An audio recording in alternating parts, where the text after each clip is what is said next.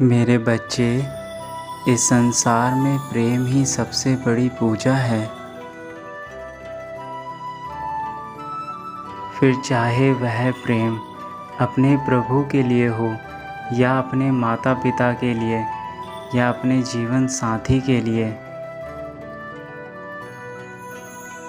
इस संसार में तुमने प्रेम के जो स्वरूप देखे और उसके बाद जो कुछ भी तुम्हारे साथ हुआ है उससे तुम निराश हो गए हो, परंतु प्रेम है क्या? तुम्हें इसका पूरी तरह से आभास भी नहीं है।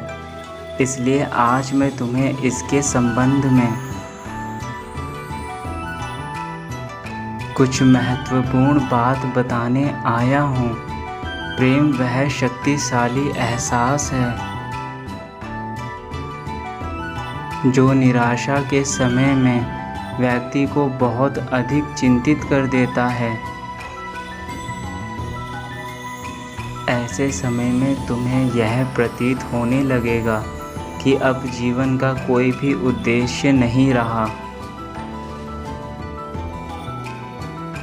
सब कुछ निरर्थक है, व्यर्थ है। दूसरे शब्दों में कहा जाए तो उस व्यक्ति के चले जाने से तुम्हें ऐसा प्रतीत होगा कि तुम अपने आप से दूर हो गए हो। उस व्यक्ति के अभाव में पूरे संसार का अपूर्ण हो जाना, यही प्रेम है। किसी भाव की अनुभूति होना ही उस व्यक्ति के प्रति तुम्हारे प्रेम को प्रकट करता है। अब प्रश्न यह उठता है कि इसे निभाया कैसे जाए। प्रेम होना जितना आसान है, प्रेम निभाना उतना ही कठिन।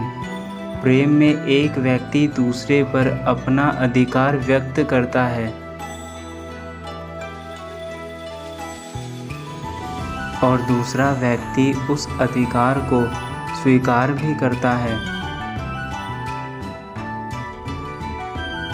अधिकार के साथ ही तुम्हें अपने दायित्व का भी निर्वाह करना होता है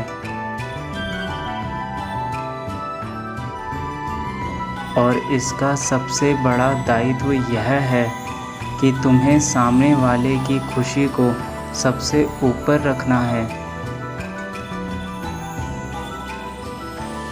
उसकी खुशी में ही तुम्हारी खुशी हो जाए। जब एक व्यक्ति के सुख को देखकर दूसरा भी उतने ही मन से सुखी हो जाए,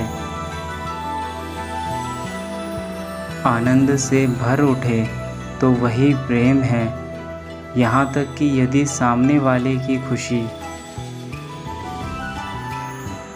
तुमसे अलग होने में भी है तो उसे भी उतने ही आनंद के साथ स्वीकार करने का